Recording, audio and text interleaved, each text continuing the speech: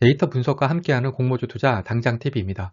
오늘은 10월 25일에서 26일 청약이 예정되어 있는 카카오페이에 청약하기 전에 필요한 기업 분석을 해보도록 하겠습니다.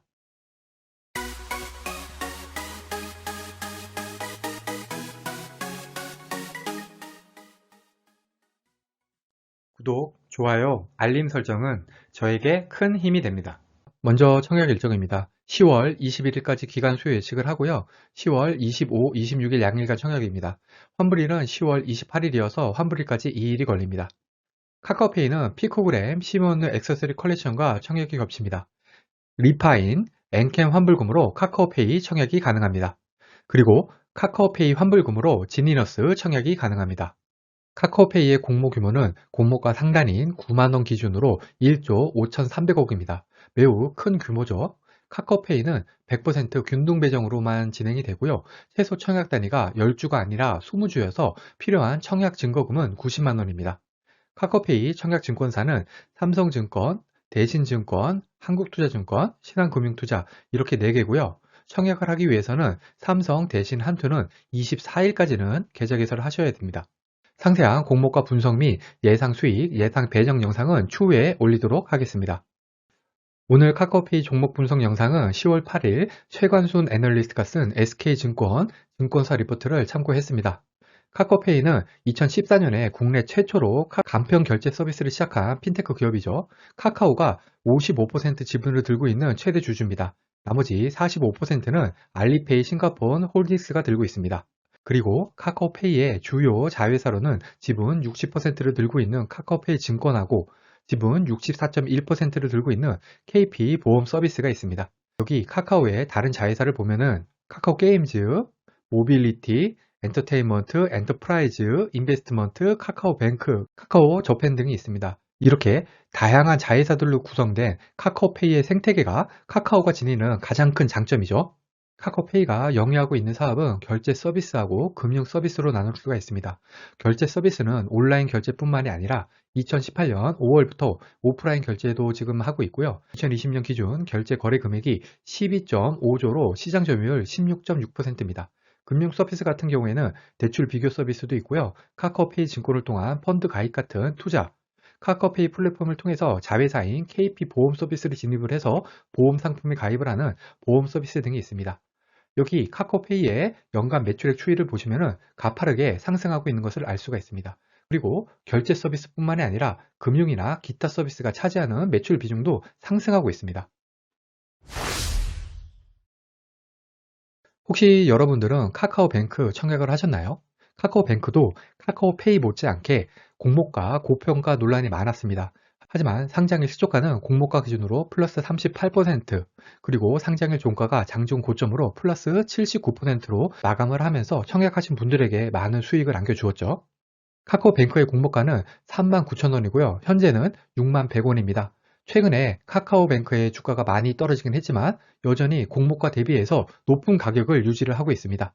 사실 카카오뱅크의 밸류에이션은 신한이나 KB 같은 타 금융주와 비교해서 매우 높은 수준인 것은 사실입니다. 하지만 카카오 플랫폼과의 시너지를 기반으로 한 높은 성장 장려력을 인정받았기 때문에 이러한 높은 밸류에이션이 아직도 유지가 되고 있는 것이죠. 카카오페이 역시 카카오 플랫폼과의 시너지 효과로 성장을 했습니다. 카카오 프렌즈 캐릭터를 활용한 마케팅이나 카카오톡 친구 송금, 카카오 커머스의 데이터 확보, 카카오뱅크와의 신용평가 모형 개발 및 고도화를 위한 데이터 협력 등이 대표적이죠. 이렇게 카카오가 지니는 산업 내 위상이 높기 때문에 카카오페이 이용자 확보에 필요한 비용 절감이 가능하고요. 또 데이터 공유를 통해서 소비자 효용을 극대화시킬 수 있는 신규 금융상품 개발도 용이하다는 장점을 지니고 있습니다.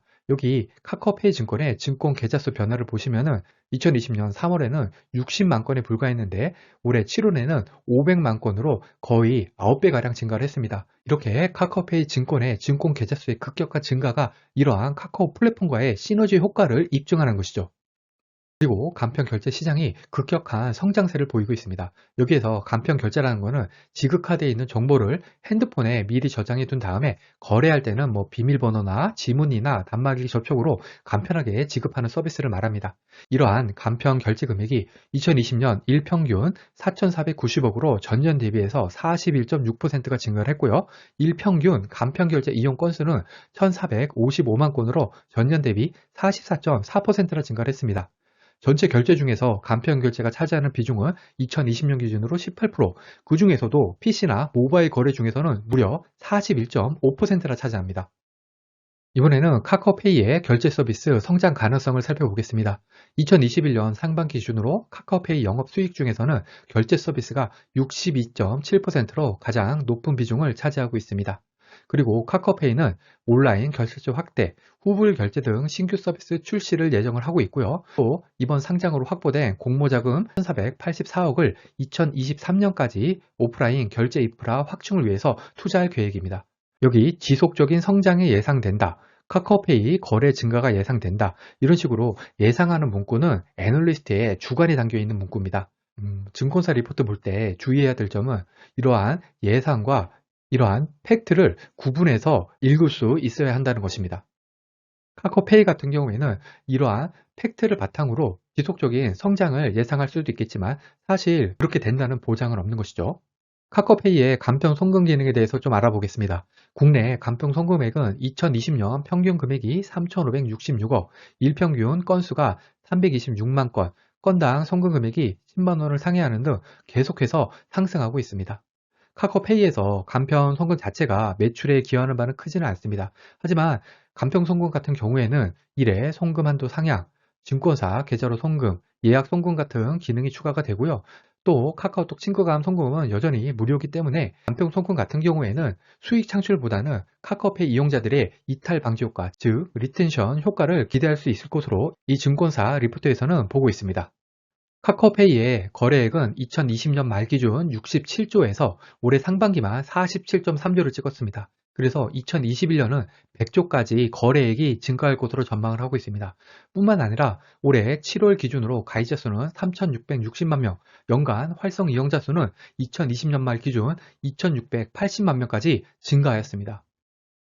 분명한 점은 카카오페이가 영위하고 있는 핀테크 분야는 엄청난 성장을 보여주고 있는 전도 유망한 사업 분야라는 점입니다. 카카오페이는 디지털 손해보험 자회사를 설립할 예정입니다. 올해 6월에 이미 예비 허가를 받았고요. 내년에 공식으로 론칭할 예정입니다. 보험 종목은 손해보험업의 보험 종목 전부입니다. 즉 일반 보험, 건강보험, 그리고 자동차 보험까지 다루게 되는 거죠. 영위 방법은 당연히 디지털 보험사로 운영을 할 거고요. 자본금은 1,000억, 카카오페이가 지분 60%, 그리고 카카오가 나머지 40%를 갖게 될 예정입니다. 카카오 손해보험은 카카오페이와 카카오톡을 통한 간편 가입, 카카오톡을 통한 보험금 청구나 보험 상담을 비롯해서 모빌리티, 키즈 같은 다양한 관계사와 연계 보험 상품 판매가 가능할 것으로 전망을 하고 있습니다. 그렇다면 카카오페이가 리스크가 없냐? 그렇지가 않죠. 많은 분들이 뉴스를 보셨겠지만 카카오페이의 첫 번째 리스크는 온라인 연계 투자 상품 관련 서비스 중단 이슈입니다. 금융위가 핀테크 업체의 온라인 연계 투자 상품 관련 서비스를 광고 대행이 아닌 중개 행위로 판단하면서 카카오페이가 금융 투자 상품의 비교 추천 서비스를 중단을 했죠. 금융위의 판단의 핵심은 금융상품에 대한 중개 시에 관련 라이선스를 획득을 하라는 거고요. 두 번째는 금융 플랫폼이 금융상품의 계약 주체로 오인될 소지가 있다는 것이었습니다. 하지만 이 증권사 리포트에서는 이 부분은 크게 문제가 되지 않을 것으로 보고 있습니다. 그 이유로 첫째, 자회사인 카카오페이 증권이나 KP 보험 서비스를 통해서 관련 라이선스를 이미 보유를 하고 있고, 두 번째는 대출의 경우에는 대출 중개업을 위한 정식 라이선스를 신청을 해서 이미 허가를 받았기 때문입니다. 따라서 판매를 목적으로 하지 않는다는 점을 소비자에게 정확히 알리는 방식을 통해서 관련 서비스를 재개할 가능성이 높다고 보고 있습니다. 또한 중단된 매출 부분이 전체에서 차지하는 비중이 1.2%밖에 되지 않기 때문에 그 영향은 제한적으로 보고 있습니다. 과연 이 부분을 이렇게 쉽게 해결될 것으로 보는 게 정답일지는 잘 모르겠지만 중요한 점은 분명히 현재로서는 카카오페이의 리스크로 작용하고 있다는 점입니다. 두 번째 리스크는 간편결제 수수료 논란입니다. 카카오페이의 수수료는 2에서 3.2%로 신용카드 수수료보다 높다는 지적이 나오고 있습니다. 여기 3억 이하 같은 경우에 신용카드는 0.8%인데 네이버페이나 카카오페이는 2%가 넘고 있습니다.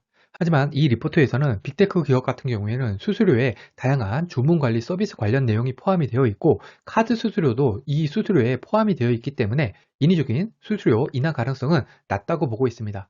하지만 최근과 같이 소상공인이 어려움을 겪는 데 대해서 정부도 많이 걱정을 하고 국민 여론도 좋지 않은 점을 고려할 때 이렇게 쉽게 카카오페이가 수수료 인하 논란에서 벗어날 수 있을지는 의구심이 들기는 합니다.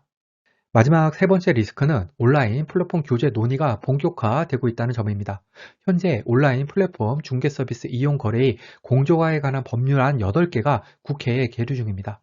하지만 이 리포트에서는 이러한 공정거래 법률안이 카카오페이를 포함한 플랫폼 사업자에게 일방적으로 불리하다고는 생각하지 않고 있습니다. 왜냐하면 공정한 거래를 하면 되는 건데 그것이 왜 플랫폼 사업자에게 꼭 불리하냐는 것이죠.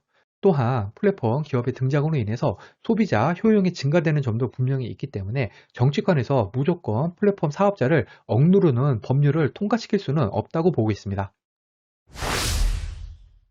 결론입니다. 카카오페이는 성장 가능성이 높은 핀테크 기업임에는 분명해 보입니다. 그리고 핀테크 시장의 성장은 아마 그 누구도 부정할 수는 없을 것입니다. 다만 최근에 카카오에 대한 정부 규제로 인한 리스크 또한 분명히 존재합니다. 개인적으로 볼 때 이 부분은 장기적으로는 어떻게든 해결될 것으로 생각이 되지만 상장일이나 혹은 길어야 3일 이내에 매도를 하는 공모주 투자를 하는 입장에서는 분명히 악재입니다. 여기에 오늘 다루지는 않았지만 분명 공모가 고평가 논란이 있습니다.